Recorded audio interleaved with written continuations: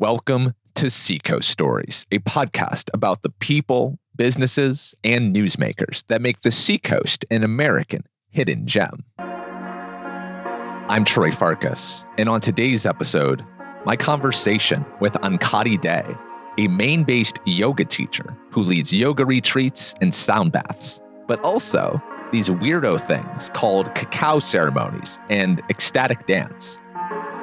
Instead of today's opening story, I want to tell you why today's episode is one of my favorite podcasts so far. For new listeners out there, every week we tell the stories of great people doing great things in New Hampshire and Maine, an area we affectionately call the Seacoast. And this episode features all of the elements that make a Seacoast story worth listening to. First, there's just the roller coaster nature of Ankati's life story, an unpredictable journey that's taken her from small town Maine to the mountains of Montana, the jungles of Costa Rica, and then back home. It's a story of self-discovery, self-defeat, self-love, and selfless love. And it's a story she tells in captivating fashion. That's part one of our conversation. And in part two, Ankati and I hit on universal truths we all can relate to, like the loneliness epidemic, the connection to others we've lost, and the untraditional steps we can take to get it back. Plus, why after 40 years of living on this earth, Ankati feels she's only getting started. To begin today's episode, we get serious quickly, with Ankati taking us back to her college days and into a very personal experience of hers with an eating disorder. If this may trigger any negative emotions for you, then I suggest you skip ahead 5 minutes. Here's Ankati with her story. I went to a private liberal arts school where I went from being like the smart girl in my school who did all the extracurriculars and was like the lead in the school play, and I felt pretty cool.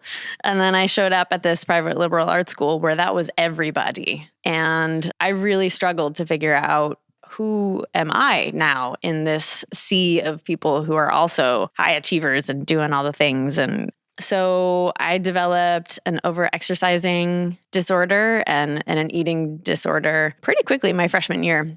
And that landed me with some pretty severe tendonitis in both of my knees. And luckily, a friend of mine at school was like, oh, hey, maybe you should come try this yoga class at the outing club. Maybe it will help with your knees so that you can get back to running at some point.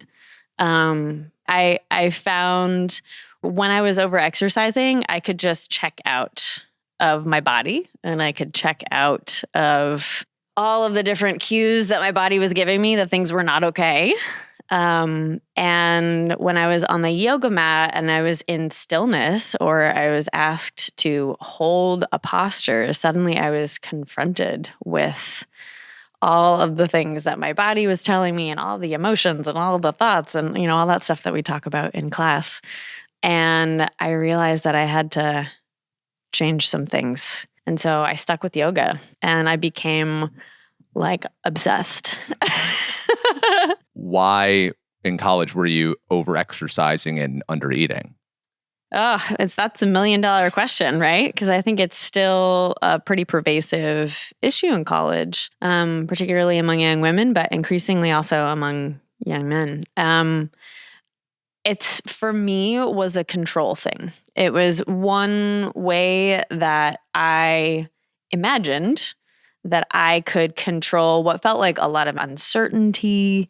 It felt like a big question mark around who I was. And when I looked around me at school, like when I was in the dining hall and I was watching other women in the dining hall, I was like, oh, okay, so we eat plates of lettuce. Got it. That's what we do. Okay.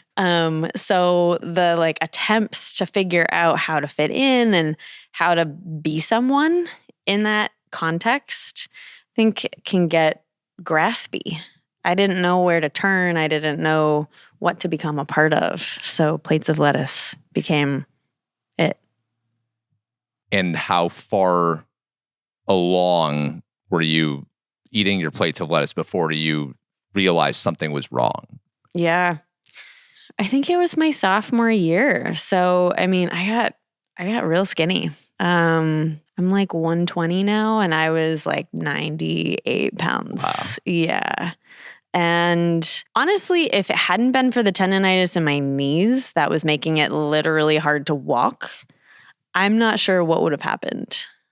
I like to imagine that I would have found my way out of it, but I don't know. And I feel really grateful for all the things that conspired to shift that. And it took a while.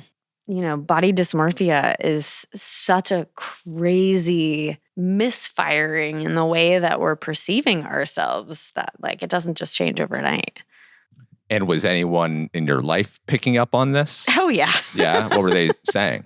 Bless them all. They did a really good job of just gently expressing like, hey, I think you're getting too thin. But nobody made it into an argumentative energy, which I think is incredible that they were able to do that. But yeah, I mean, people were definitely sounding the alarm. And when I look back at pictures of myself, I'm like, oh my gosh. Yeah. So how did you right the ship? This is one of those things that I so wish I had like kept a good journal or something that I could go back and figure that out. But it was just a slow recognition that if I wanted to do this yoga thing of stillness and holding postures and all of that sort of stuff, you know, I was like shaking if I had to hold a plank. And I realized, okay, well, can't do it if I'm not eating. Got to eat at least like a little bit more. And then a little bit more became a little bit more, became a little bit more, became a little bit more. And my relationship with my body became less about conquering it and shrinking it and more about, okay, I want my body to be able to do these things. What do I need to do so that can happen? And some 20 years later, what is your relationship to food now? I love food. Yeah. Yeah. And you know, it's interesting. I a few years ago worked with a naturopath who is really focused on women's health, and she works with a lot of women about their hormones and fertility and all that sort of stuff. And even in working with her, feeling like I'm in a really good place with food, she said, you need to be eating more calories. And I was like, really? I feel like I do pretty well. And she said, I think most women still are feeling this kind of hangover from the mentality of, I don't know, the like 90s, early 2000s when it was like 2,000 calories a day max. And she was like, 2,000 calories is like nothing.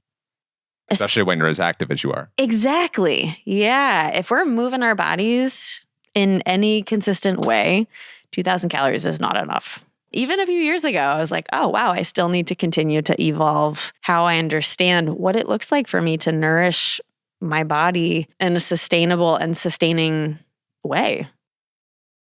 Well, I could talk about food and calories and the science behind all that all day, but you've got a great story for us to get to, Ankati. So after college, you went to work for the Appalachian Mountain Club, which I've learned apparently we call that the AMC around these parts. So how did that opportunity come about? I was fortunate that I had some friends who had worked for the Appalachian Mountain Club, and they were like, yo, you have to come work here. It's like summer camp, but you're not responsible for anybody's kids. It's great. I was like, sign me up. So yeah, I lived in the backcountry in the mountains, the White Mountains in New Hampshire for the summer and fall. I worked at Lonesome Lake Hut. That's a very common one. We can get you up to that one easily. And then I did the fall at Zealand Falls, and I just kind of stuck around. It's such a funny little community up there of seasonal workers that you can just kind of hop from thing to thing to thing. So what exactly did this job entail?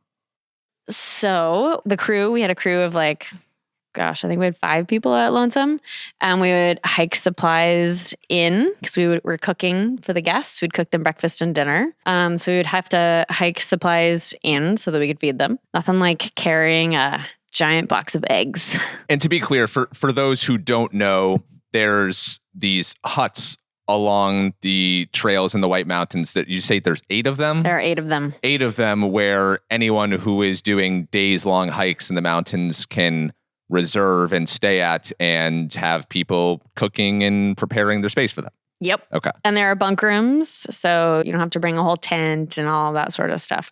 And they're modeled off a system in the mountains in Europe. Cool. Yeah. We lived in a bunk room as the crew, and most of us were 19 to 24, 25 is kind of prime age group.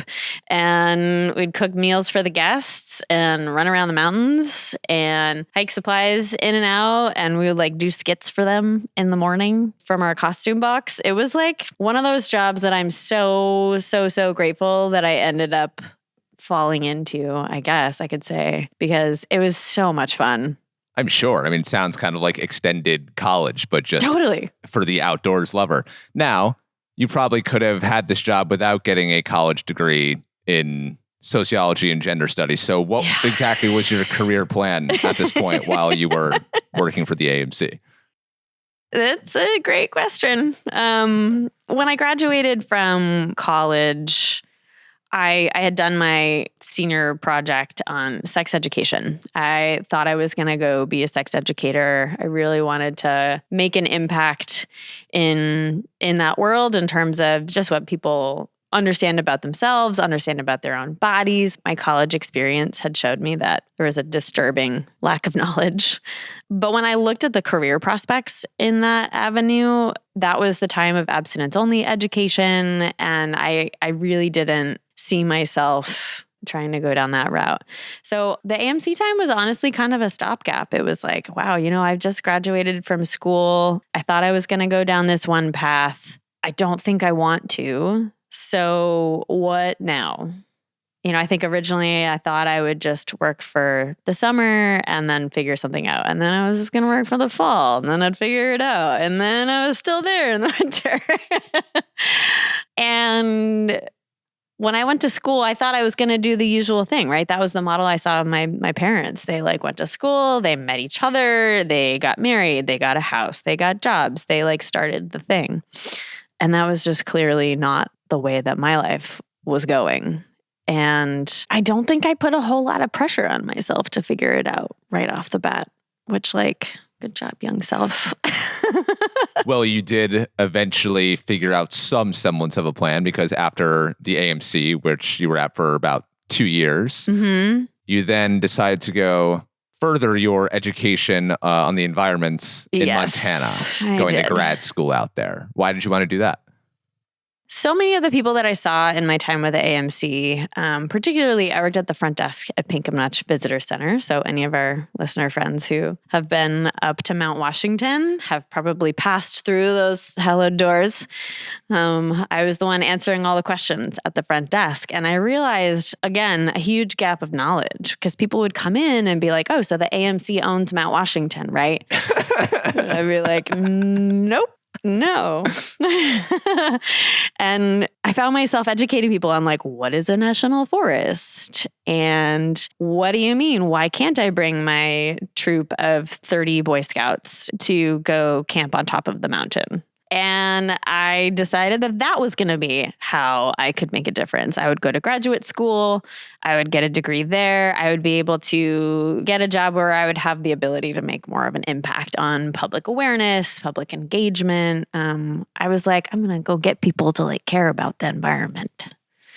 So I did. I got a graduate degree, Master of Science from the University of Montana in Missoula, which was an incredible experience. I love learning. I mean, giant nerd. Hello. Once again, my research that I did kind of landed me in a spot of once again, we just have a gap of knowledge and that people only really seem to have the capacity to care about the environment, to care about public lands, to be involved in public lands in any way if they're doing okay. What do you mean by that? Their physical health, their economic health, their relational health, those all come first. So the people that I saw who were most involved were typically white, pretty well off, retired and already part of a community of some sort.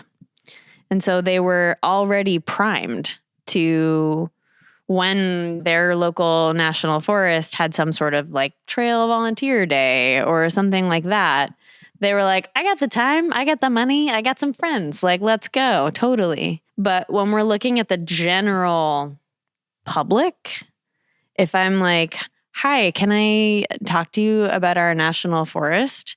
If you're like, I got to get to my second job right now because I'm trying to pay off my medical bills, I can't argue with you on that. Right. So caring about the environment, for lack of a better term, is a luxury for some people. It's just not something that most people, unfortunately, in this region and in this country don't have the time to care for.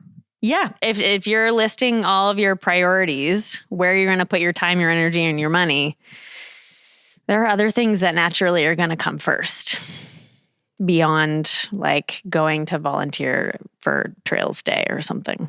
So you realized this, and did this encourage you to further your work in the field, that this is something I just need to be banging on people's doors, getting them to care about the environment? Or did it have the opposite effect where you're like, this might just be a lost cause?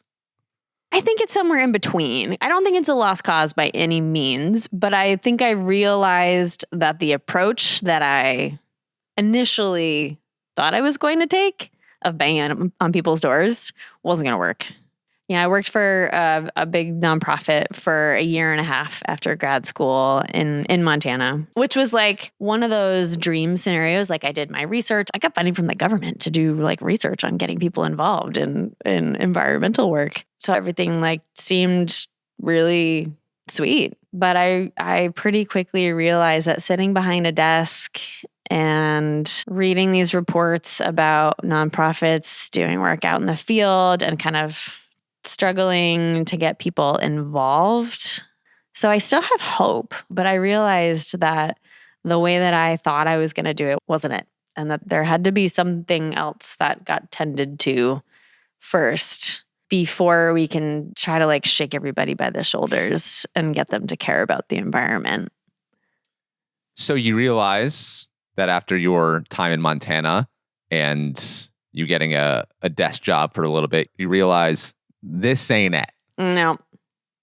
So what did you do then? Yeah. Well, I had thought about becoming a yoga teacher many times, but over the years, it was always this like, oh, that's not practical.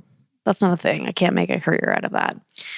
And after a year and a half of this desk job, I started developing insomnia. I was having really intense anxiety, and I'm really fortunate that my partner at the time was like, you need to do something different. Like your body is telling you that what you got going on right now is not okay.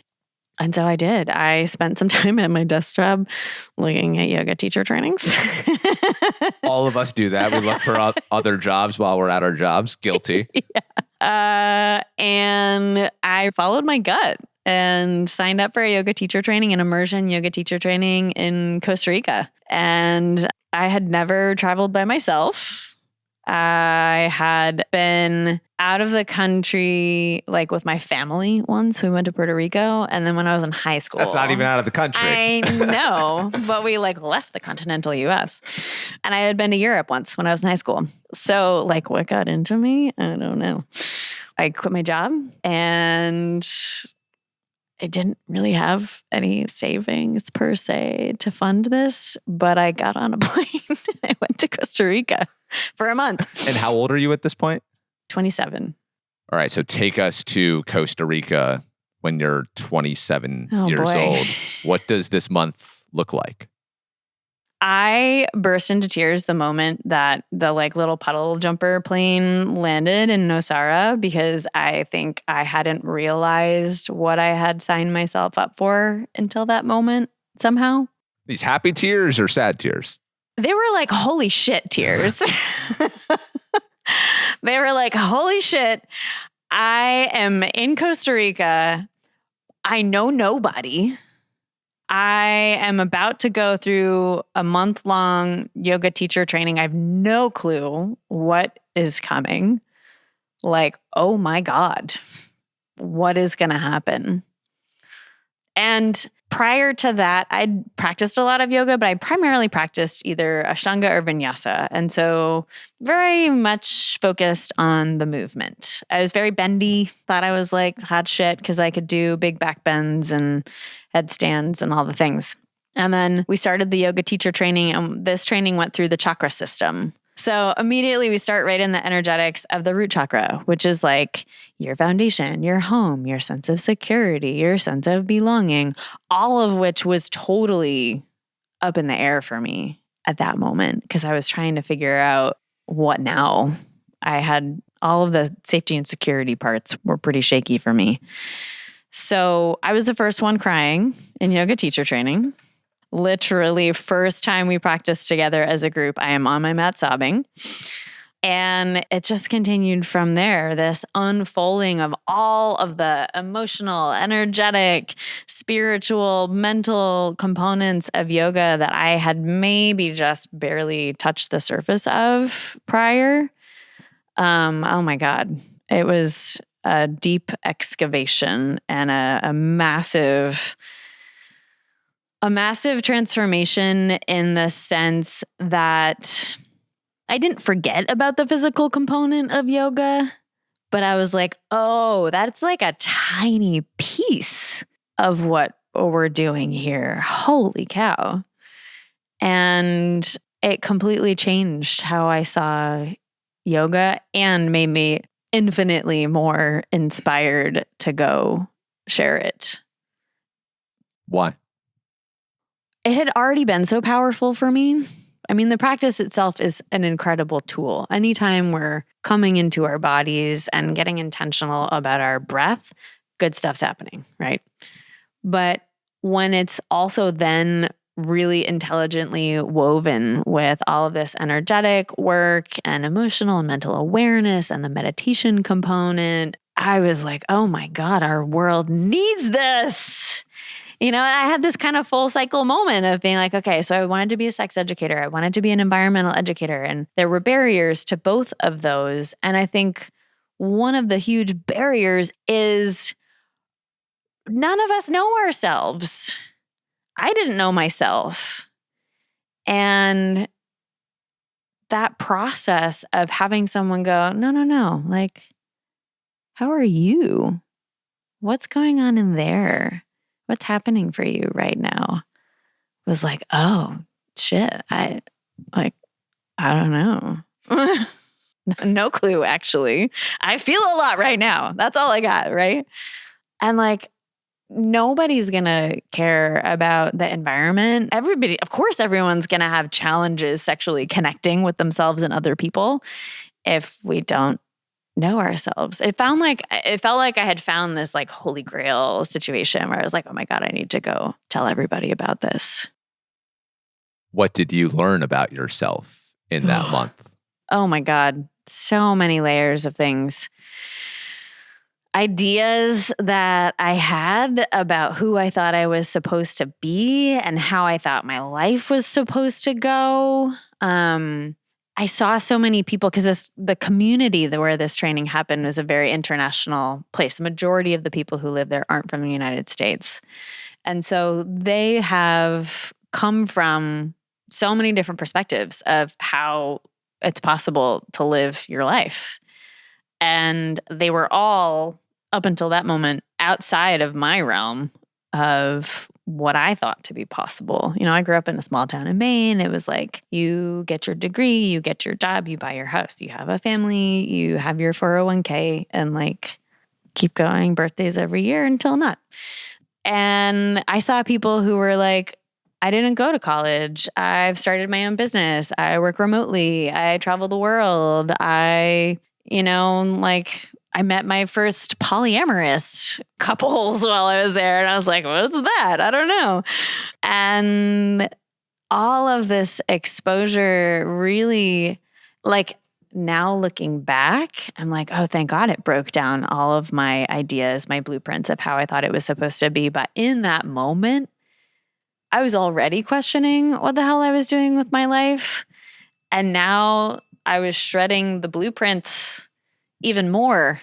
So it was like super, super destabilizing in like great ways, but also terrifying ways at that time. I remember going through periods of that training and being like, I feel like all of my guts are out on the table right now. And I have no idea how I'm supposed to be a functional human after this because I'm a shit show. This is what's happening.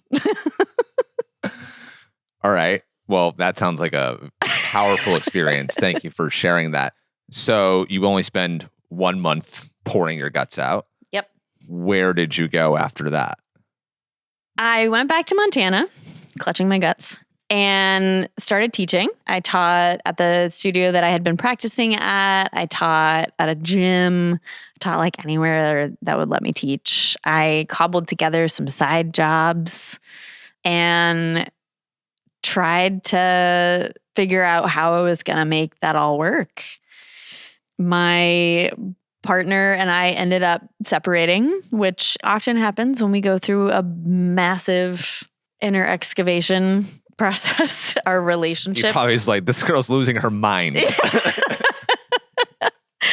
Like, bless that man. He was so kind about my like, I don't know what I'm doing.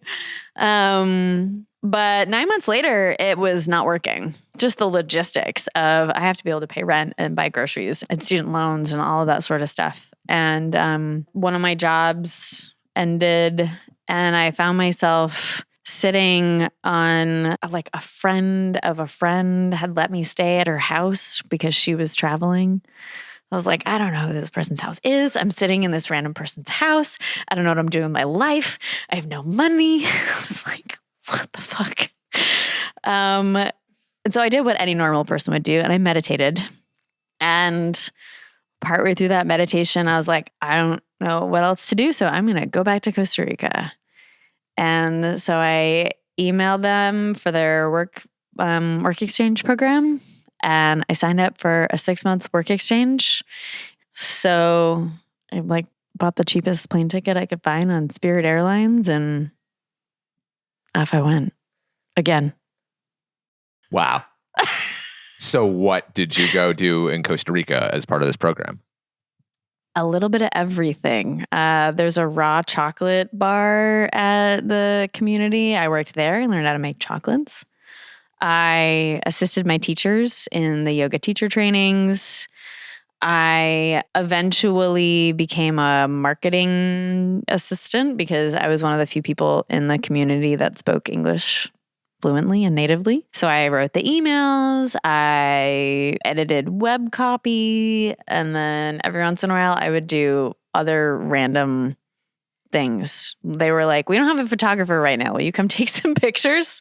It's like, sure. I took a photography class in college. Putting that gender studies degree to good use. Yeah, totally. And like, oh my God, bless my parents through this whole thing. I'm sure they were just... Yeah, what were they thinking? I think there were times where they were worried. There was definitely a time period I had a conversation with my mom where she was really concerned I had joined a cult. Which I understand. Yeah. I had moved to this community in Costa Rica and was like, I love all these people. We do these meditation retreats. Like, I have this teacher. Doing sweat lodges, you're chanting. Exactly. It was a cult. Yeah. Yeah. Yeah. But from her perspective, luckily my uncle is a psychologist. And I was like, hey, Uncle Matthew, can you please explain what the criteria are for a cult so that they can see that I'm not in a cult? Turns out I wasn't in a cult. But yeah, I did a little bit of everything. And then also part of living in this community, there is the expectation that you do the silent retreats and that you're participating in workshops and that you're participating in sweat lodges and sharing circles and evening meditation every night and all of that sort of stuff. So it was a wildly transformative 2 years where... 2 years. Thought this was 6 months. It started at 6 months. And then after 6 months was up, I just stayed. So when you reflect on those 2 years in Costa Rica, what are the biggest takeaways from that experience, the biggest lessons from that experience that you have brought into your everyday life now? I think that process of questioning the blueprint has really shaped how I've continued to live. Because questioning the blueprint in terms of what do I want to do with my life, like career-wise, and, where do I want to put my energy? But also, I think anyone who's immersed themselves in that much time in meditation, in spiritual teachings, we did some deep, deep workshops there that were designed to excavate your guts and put them on the table so that you can really look at, what are the belief systems that drive you? What do you believe about yourself? Is that true? Is that real? Is that what you want to believe about yourself? And that line of questioning has really continued to serve me where, yesterday I had a little self-therapy day, which I love. Start the day with meditation and journaling, a little bit of reading, go for a walk, have a little movement practice. But all of it with this energy of, okay, let's check in. What stories am I telling myself about my life? What stories am I telling myself about myself? About what's good, what's bad, what's working, what's not, what's happy, what's discontent. And let's check in to see if those thoughts are working for me. Because if they're not, I have the ability to reshape them. And I think prior to those 2 years, that concept was completely foreign to me. The idea that I have the ability to change how I'm experiencing my life. I have the ability to change how I'm feeling emotionally because the thought, the emotion, it's all this really fast little trigger process. And if I just continue to let that happen, it'll just continue happening. But if I bring the awareness to go, oh, hey, whoa, hang on. I don't think I actually believe that, or I don't want to believe that about myself anymore. It's not working.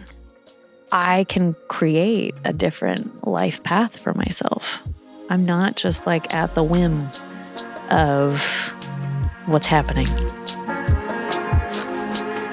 Coming up, part 2 of my conversation with Ankati Day, where we discuss the most bizarre thing I have ever done, and also why the modern world is ruining our connections to ourselves and what we can do to fix that.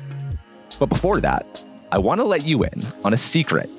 You guys asked for it, and we have listened. And so now I'm proud to say that Seacoast Stories merchandise is available for purchase. We have gray t-shirts, off-white hoodies, and white beanies, all of which feature the podcast logo in light blue. Personally, I love the beanie the most because it keeps my head very warm during these brutally cold days. I wear the hat everywhere I go because it's a great gateway to conversation with people I meet in real life. Sometimes they see the hat and they know the show when we talk about it, or they have no idea what it is, and then they ask about it. Either way, it creates conversation, which is what we are all about here at Seacoast Stories. If you would like to get your hands on a shirt, hoodie, or beanie so that you can meet other listeners of the show out in the wild, just message us at Seacoast Stories on Instagram, and we'll make it happen for you. Thank you so much in advance for supporting the show and for being here today. We really appreciate it. Now back to today's story. And that life path led you back to the Seacoast, where you are from 2 years in Costa Rica, and then you came back here. You could have gone anywhere. Why did you want to come back here? Initially, it was just a process of, I don't know where I'm going to go. So this is where my family lives, my parents, my brother. And it was like, okay, come back home and kind of get my head on straight, figure out what I'm going to do next. I did not plan on staying in the slightest. And I met Jonas, who is one of the two owners here, and he invited me to start teaching at his studio. And at that time, I was like, great, sure. I have no idea what I'm doing. So there's a theme, not knowing what I'm doing in my life.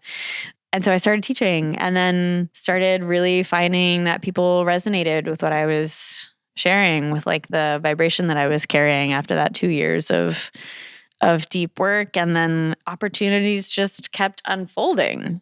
So I think I was honestly here for probably 3 or 4 years before I realized that I was staying. I had negotiated month-to-month rent on my place, and I was like ready. I was going to go. I was going to figure out where I was going to go next. And then I'm still here. Wow. And we are so glad to have you here. Something that you said that really caught my interest, because this is something I'm experiencing right now. A friend of mine 5 years ago gave me a postcard, and on this postcard she wrote, quote, "Plant seeds of hope and happiness, and it will all come back to you with abundance." For years, I felt like I was just planting seeds of good energy, of hope, of happiness in the forms of going to see my friends when they wouldn't come see me, in terms of just sending random DMs or text messages to old friends, strangers on the street, have a good day, making everyone feel warm and welcome. And none of this was really benefiting me in any way directly, to the point where I questioned, why am I pouring myself into these people that don't necessarily give it back to me? What is my motivation for doing this? But I always convince myself that I don't know how, I don't know when, but this is all going to come back to me energetically in some way. And I think right now I'm getting the fruits of that labor. I am getting opportunities abound. Here on the Seacoast, I have met the absolute best people I've met in my entire life.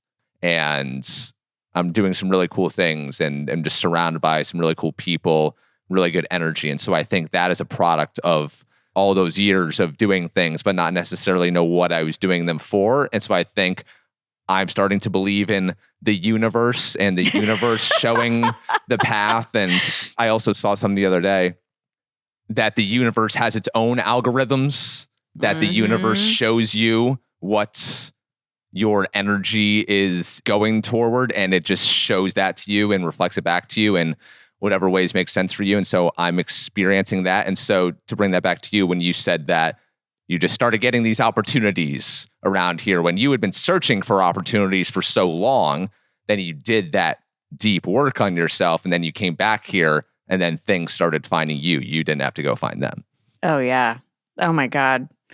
I think the key word there is trust. Like, it sounds like in your story, you were able to cultivate trust that what you were doing at some point would give you those energetic dividends, right? It's like planting a fruit tree and knowing it's not going to fruit for like probably a few years, but I'm going to love it and like water it and tend it and trust that at some point that's going to then nourish me, right?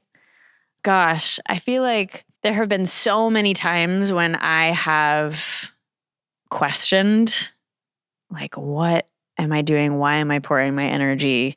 Especially since so much of my work is entrepreneurial. You know how that goes. Being an entrepreneur, sometimes you just feel like you're banging your head against a keyboard and like hoping that something good happens. Yeah. But it does, in those moments, sometimes feel like then the universe, spirit, whatever you want to call it, gives you just like a little something. It's a little indication that like, hey, you're doing a good job. Keep it up. When I was living in the community in Costa Rica, there would be periods of time where like I was living in this one place, but then I don't know, they were having a workshop and somebody had already rented that space. And then like I didn't know where I was going to live on Tuesday. And on like Monday night, someone would be like, oh, hey, I need someone to take care of my house for the next month. Do you know anyone who needs to like house it? And I'd be like, me. And every time it would work out just perfectly.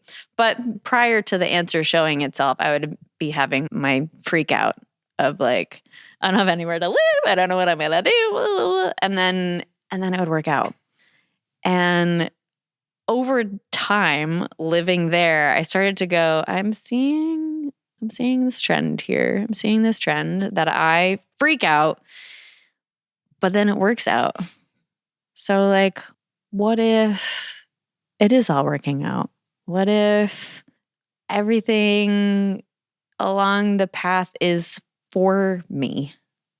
Rather than this idea that we like to throw around of like, you got to work hard to get good things in life. You got to like pull yourself up by your bootstraps and like put your nose to the grindstone and all these great cliche sayings. That maybe if you're pouring your heart out into connections and maybe if you're following what inspires you and what brings you alive, and maybe if you're planting fruit trees and you're sowing, I forget what your friend said, the seeds of... Plant seeds of hope, happiness. Hope and happiness, yes. That's the path. And that opportunities will show up when you do that, rather than putting your nose against a friggin' grindstone. We're anti-grindstone on this No podcast. grindstones. So some of the elements of your path, Ankati, you do so many things. So I want to fast forward from when you get back to the Seacoast. You teach yoga at several studios on the Seacoast, Three Bridges Yoga, where I go being one of them. You lead cacao ceremonies. You do sound healings and ecstatic dance you DJ for. Mm-hmm. I have to talk about ecstatic dance with you. I can't wait to hear from you about what you thought. So, as part of my promise for this podcast to do extensive research for the people I talk to, I learned after one or two conversations early on in the podcast that I kind of went into undereducated because I hadn't done or experienced the product or the service or the business. So I thought I left something on the table for the conversations. So then when I knew I was going to talk to you, I was like, all right, I've taken on Kati's yoga. She's great. But I did have to do the ecstatic dance because you told me about this. It's bizarre. Can you just tell the people, because I've told people I've had this experience, no one has ever heard of this thing. Can you explain what ecstatic dance is? Yeah, which like continues to confound me that there are still so many people who have never heard of this. So ecstatic dance was, depending on who you talk to, but ecstatic dance started in Hawaii and then came to California and is now international. Ecstatic dance happens all over the world. It is a substance-free dance space that is held with the intention of actually dancing. So on the dance floor, there is no talking, no phones, cameras, videos, tech, all of that sort of stuff. We keep that all off the dance floor. We dance barefoot and we practice community care. And then I mentioned it was sober, but we dance free from all substances. And all of that is with the recognition that music, dance, movement, breath, it's all an incredibly powerful meditation where we can let whatever is happening in our psyche, in our body, in our brain, like whatever, we can give it a space to move and to be expressed and to be alchemized maybe into something new. It's also just such a fucking amazing thing to come together with a whole bunch of other people and just like be your freaky self and know that nobody is judging you. But are they not judging you? I mean, I'm not. It's one of those things that every time somebody comes to one of those dances, and we've had dances that have been really small, right? Like 12 people have come.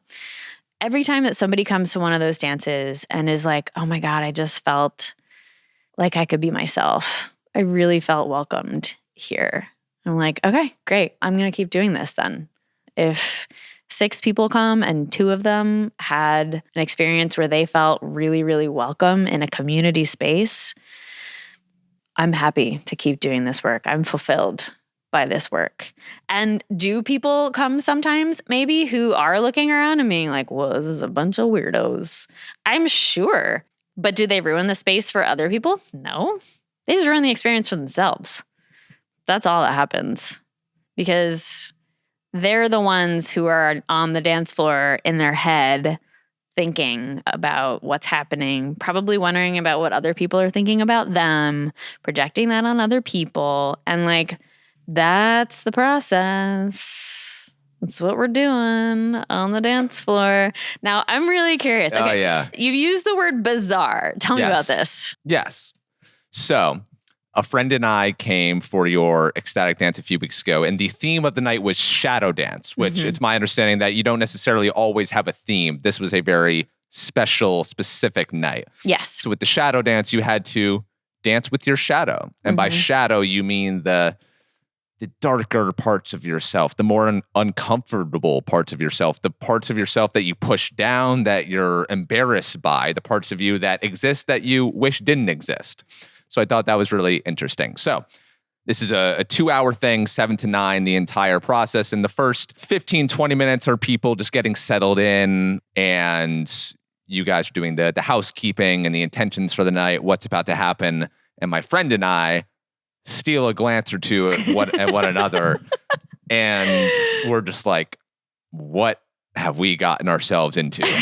That was the eye contact that we made, because there's people in this room who are clear ecstatic dance pros. They do this all the time. I'm seeing neck cracking and wrist rotating. And I'm like, my friend and I had gone out to dinner before. I was wearing jeans, and I was like, just going to wear jeans. And she's like, you probably shouldn't wear jeans to ecstatic dance. I was like, oh, all right, I'll go change. I mean, I don't know what this is going to entail. Thank God I didn't wear jeans. Yep. So this first 50 minutes, we're freaking out. I'm just like, stop talking to me. Just rip the Band-Aid off. Let's get this thing over with. And then you start the music. DJ Ankati, you were a fantastic DJ. And it's this really, I mean, I don't even know, how would you describe this music? Like, it's kind of trap housey. Yeah. Kind of trap housey. Seldom are there lyrics. The first 10 minutes or so, I closed my eyes. You had said that you closed your eyes. So I was like, all right, if she closes her eyes, I'll do that. And I'll just be mindful of the people around me so that I don't bump into anyone. Because it was a pretty packed space that night. I also didn't want to know what other people were doing. I didn't want to steal any inspiration. And I didn't want to be self-conscious about what I was doing in comparison to them. So I was just in it the first 10 minutes or so, eyes closed, doing what I thought I was supposed to be doing, just doing what my body wanted to do, because I knew that was the point of it. And then I eventually opened my eyes just out of curiosity. Okay, what is everyone else doing now that I feel a little bit more comfortable in this space? The things that I saw that people were doing, I could not help but laugh at. Just like, if an outsider walked in right now and had no idea what this is, they would think a whole bunch of people are tripping acid. Totally. But it was really freeing just to see, because you had said multiple times that everything goes. There is no right or wrong way to do this. You can lay on the floor the whole time and breathe, and that's ecstatic dance. And you can say that, but I don't necessarily believe it until I see it. And so then when I saw that there were some people who were just standing there bobbing their head, and there were some people who were just like laying down with their feet up against a wall, and I was just like flailing crazily because that's what felt good in that moment. It was a really cool experience. Bizarre, definitely, but in a good way. Yeah. And by the end of it, and I was exhausted. I mean, I danced my little butt off. I guess I had a lot of energy to shake off that night, and a lot of dancing with my shadow, which I really enjoyed that theme of it. But at the end, after the dance portion of it was over, we all sat in a circle again, and you guys asked us to just give one word to describe how you were feeling in that moment. And there were some really beautiful words thrown around, but mine that I gave was free. I felt free to just exhale, to just connect to my body, just to listen to myself and what I needed, because I did truly believe by the end of it that no one was judging me, that I was not judging anybody. And I felt so comfortable in my own skin, in ways that I never really had before. And so, yeah, I felt truly free. And since then, I've just been dancing up a little storm in my apartment. I've just been like, wow, I've unlocked something now that I'm not self-conscious, because when I go dance at a wedding or dance at some Right. other type of thing at a bar, I'm definitely self-conscious about how it looks. And I'm not a good dancer. I would not classify myself as that. But in ecstatic dance, it doesn't matter if you're a good dancer. Exactly. And so of all the dancing experiences I've had in my life, I would say this is by far the best one, the one where I've had the most fun. I think you just described the journey for a lot of people when they first come to ecstatic dance. There's the opening circle and they're sitting there and they're looking around going, oh God, what did I just get myself into? Because there are people who like have been doing this for a long time. So maybe they know each other or they're like stretching and people are showing up going, am I supposed to be stretching? What am I? Right. That was me. What am I supposed to be doing? Right. And then once the music starts, again, like you said, there's this part of your brain that's like, how am I supposed to be doing this? What are other people doing? From the DJ booth, I'm often watching that happen as people are kind of like, they're doing this like little bop and they're like, I don't really know what everyone else is doing. And then eventually they realize, people actually do have their eyes closed and people actually are lying on the floor. They didn't just like say that at the beginning. And I think this is the essence of meditation. It's the essence of yoga. It's the essence of like this whole awakening journey as humans is we come in with all these ideas and all these thoughts around like, what's it going to be like? What am I supposed to be doing? What are other people doing? What are they going to think of what I'm doing? And then over time, it's like, no one gives a shit what I'm doing. And in fact, sometimes they might be like, oh, what you're doing is really cool. Can I like jump around with you too? Like we had the whole section of the night where I played, this is the shadow dance section. I don't usually play Rage Against the Machine, but I did. And we had the whole room screaming. Yo, that was wild. So cool, though. There was some F-bomb in there. I forget what the line was. Oh, it's fuck you. I won't do what you tell me. Yeah, that. Yeah. That was powerful. We all just started chanting that loud. And while there was no talking aloud conversation between people, there would, and you guys did encourage at the beginning of the night, like whatever emotion that you've got just inside you that wants to come out, especially as you're dancing with your shadow. So it's kind of a darker energy, just like growl or howl or scream or shout. That's fine. Yeah. And so there was lots of just random howling, which I love doing that. That was fun. And I remember when that happened, I was not only participating in the shouting, but also just like laughing, but not laughing at what was happening. Laughing as in, again, I feel so free right now. Yeah. Yeah. When we stop bottling the energy all up in the name of like, oh, I'm supposed to be like proper and adulty. Like on the dance floor, it all goes. If you need to shout, fuck you, I won't do what you tell me, and like jump. That was so beautiful to witness the dance floor just freaking out like that. And to do it together. Yes. To all do it together and to be like, wow, we are all in this really primal expression of the human experience and we're all doing it together. Oh, it's just so good. If any listener wants to come to an ecstatic dance with me, please slide into the DMs. It's very cool what you're doing. The word together is something that has also caught my attention. I know this is very important for you and not only ecstatic dance, but everything you do with yoga and the yoga retreats that you lead all around the world and your sound healings.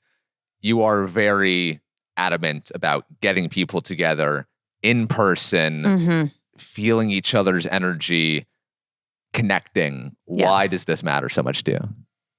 Oh, it's a great question. I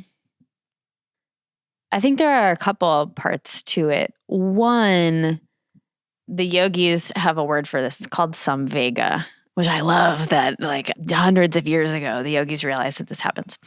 They say that the thing that sets us off on our spiritual journey is this nagging sense that there's something more.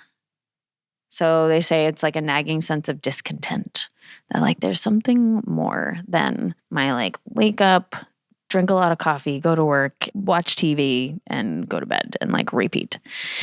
And when people first get into this spiritual work, it can end up feeling very isolating because suddenly we start to look at our own shadows. We start to look at our own stuff. We start to examine our own emotions. And it's really easy to spiral into this place of like, oh my God, I'm so uniquely fucked up. Nobody else is going to understand what I'm struggling with. Nobody else experiences this. Absolutely not possible. And so when we come into community spaces, there is so much healing and relief that can happen from hearing somebody else go, hey, I struggle with that too. I have that same repeating thought pattern about myself, or I find that really difficult, or I find that really triggering. Because then we can go, really? It's not just me? I'm not uniquely fucked up? Oh, wow, what a relief.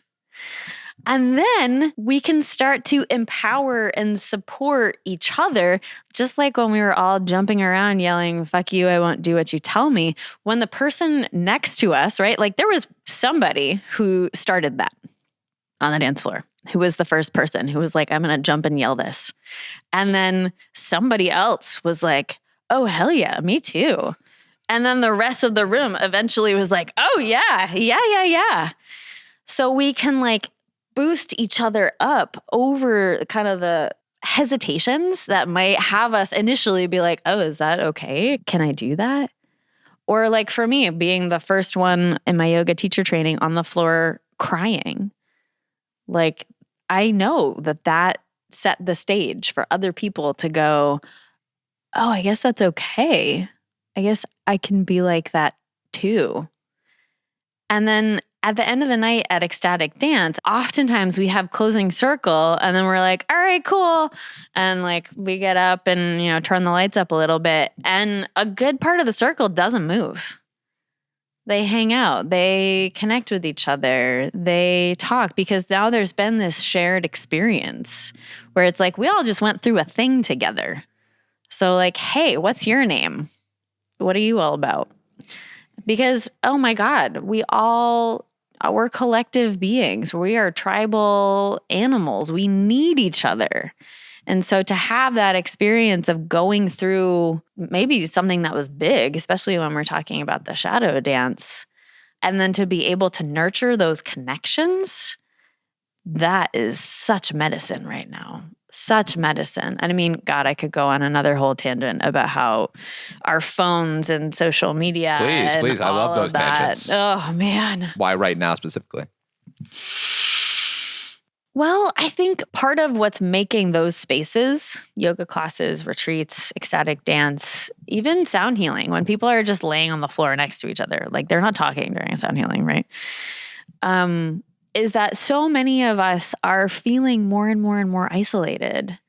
We're feeling really lonely. So many more people now are working remotely. So many more people now have lives that are incredibly busy and that just don't offer them a whole lot of opportunity to actually build connections, build new friendships. I mean, you and I have both had that experience as an adult of moving to a new place and being like, hi, how do I make friends in my new place? And so many of us, I know I'm guilty of it, we're feeling lonely, we reach for the phone. We scroll through some social media and it sort of convinces our brain chemistry that we've had a little hit of connection because it gives us that dopamine hit, which is really what we're looking for. And you may talk to some people while you're in it. Oh, I sent some messages. I saw my friend's face on my screen. But then it doesn't last very long.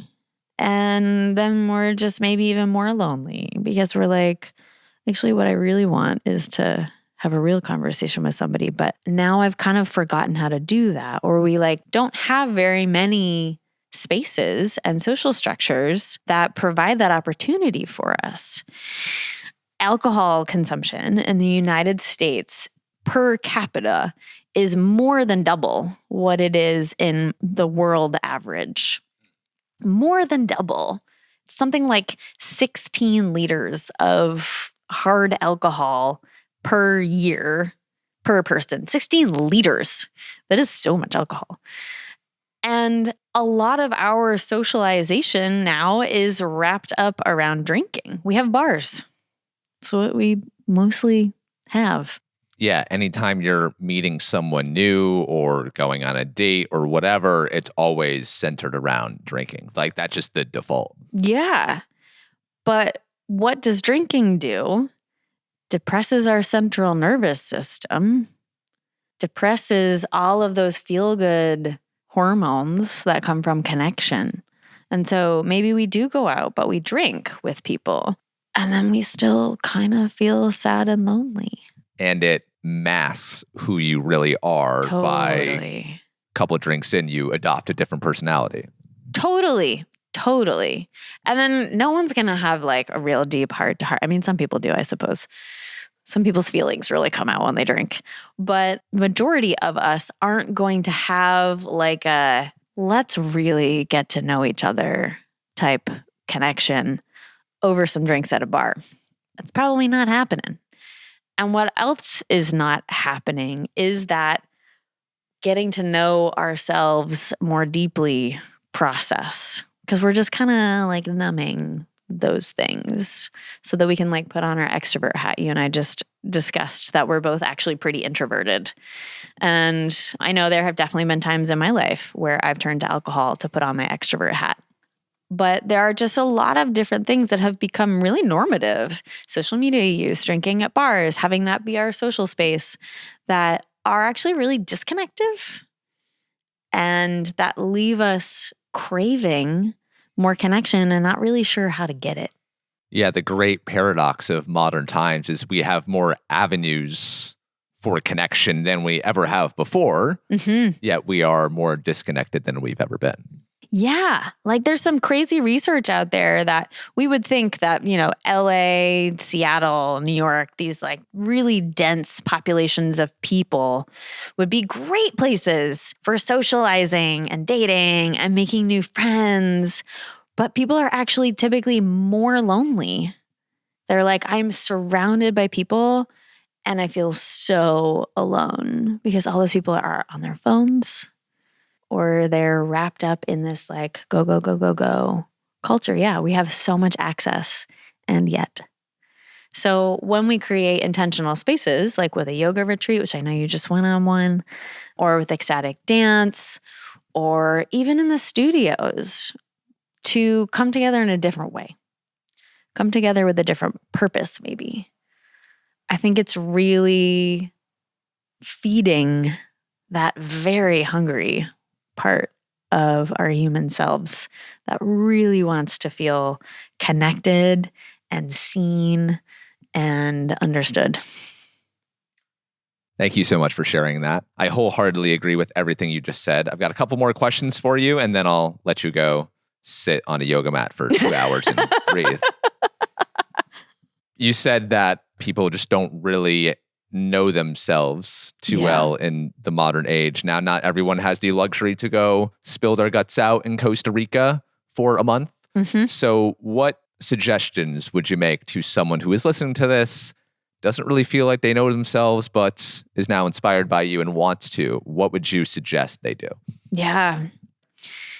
I think a lot of people get really, really intimidated by meditation because they think that they're supposed to just like sit down and clear their mind and like it's going to be bliss immediately. And it's not. That's just not how it works. We have very chattery brains. That's what they're meant to do.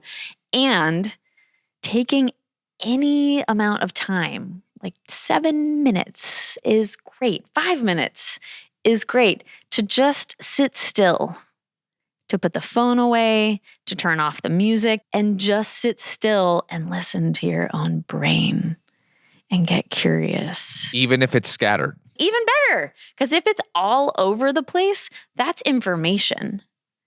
It's kind of like we're all riding in this car and it's going somewhere.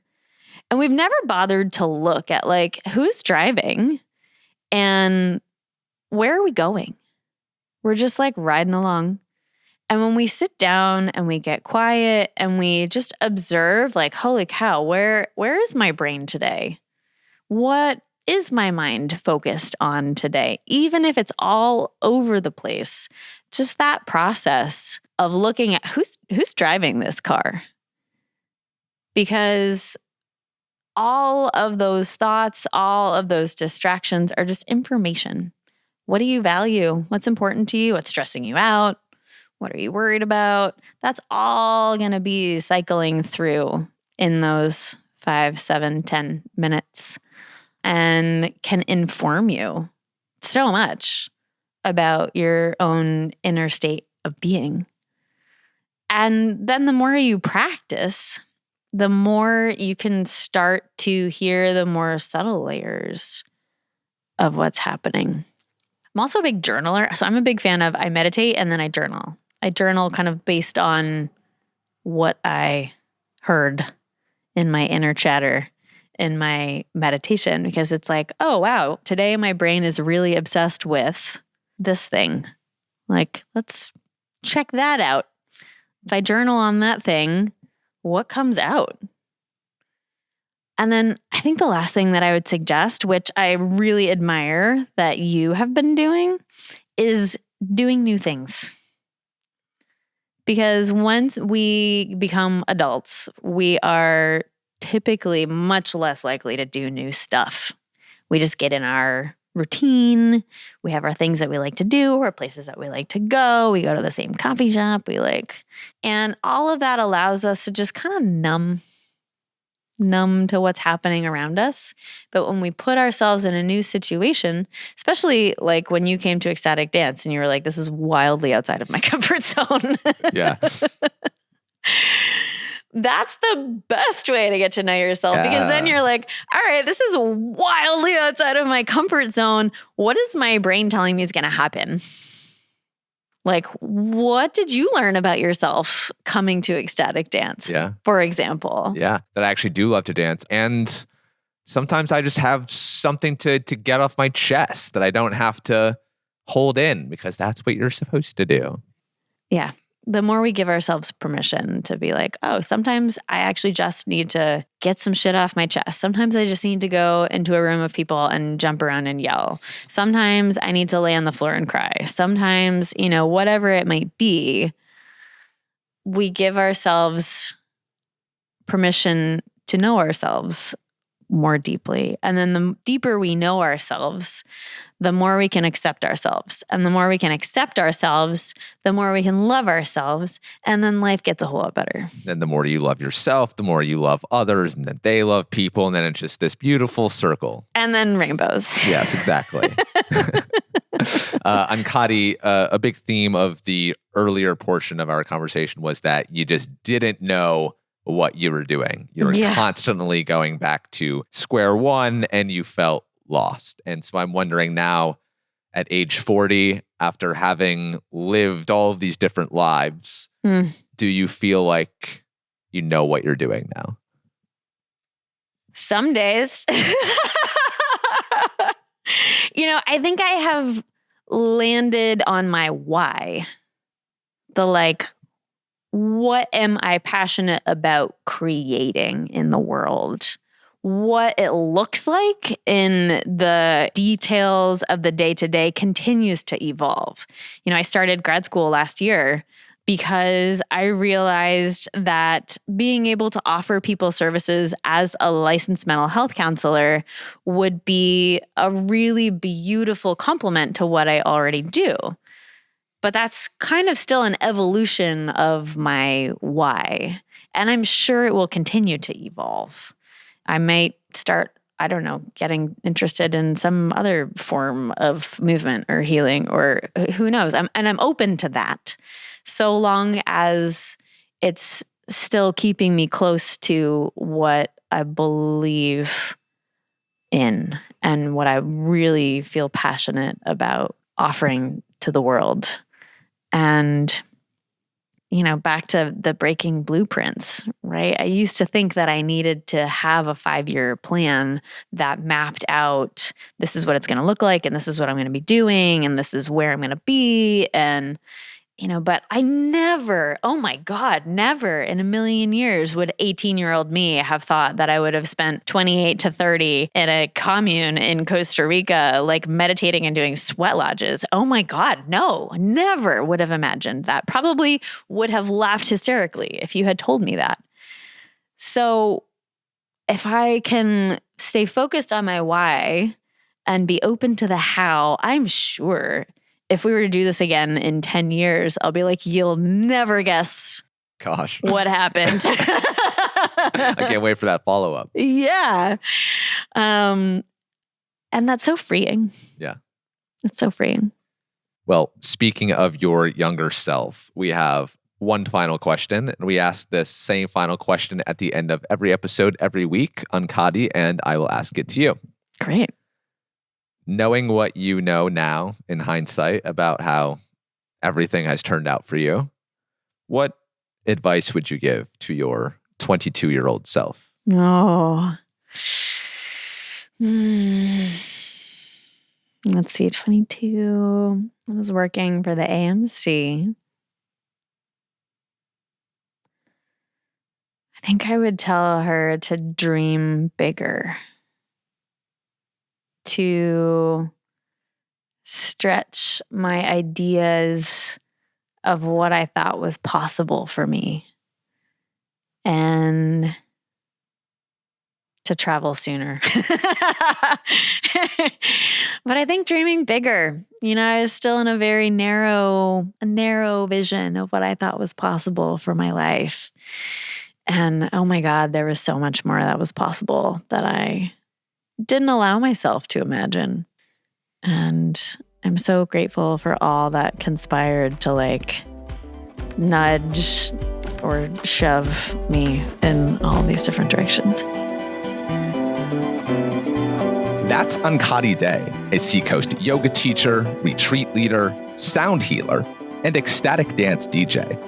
To learn more about everything she offers or to sign up for her amazing newsletter, please visit ankatiday.com, the link to which is in today's show notes. And seriously, DM us if you want to go to ecstatic dance. We would love to dance alongside you. Thanks for listening.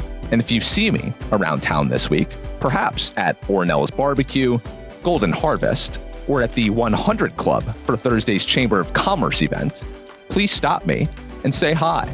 I would love to hear your story.